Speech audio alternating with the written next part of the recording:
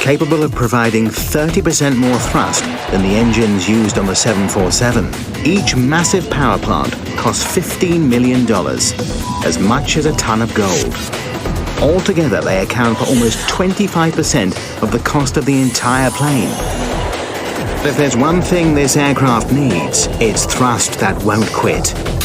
Each engine provides up to 80,000 pounds of force. Running at top speed, this mega guzzler sucks down a litre of gasoline every second. The A380 is designed for routine flights lasting 13 hours or more. That means when it's fully tanked for takeoff, the A380 carries a lot of fuel.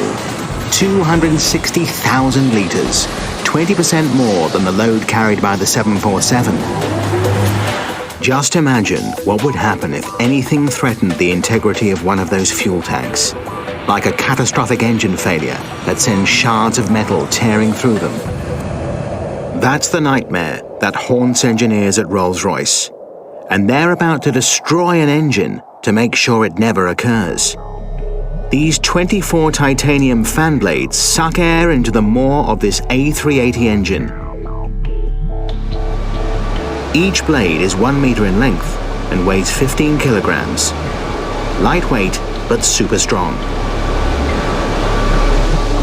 When the engine is roaring along at full throttle, the blades spin at almost 3,000 revolutions per minute. The centrifugal force at the tip of each blade is equivalent to the weight of a 110-ton locomotive. If one of these were to break off and escape into the engine, it could wreak unimaginable destruction to the plane. That's why Rolls-Royce engineers are about to conduct an engine failure test. They're going to intentionally cause one of the fan blades to break off at full speed in order to prove that the engine enclosure can contain the damage without letting any metallic fragments escape. In the process, they will totally trash this $15 million engineering marvel, a small price to pay when the lives of over 550 people could be at stake.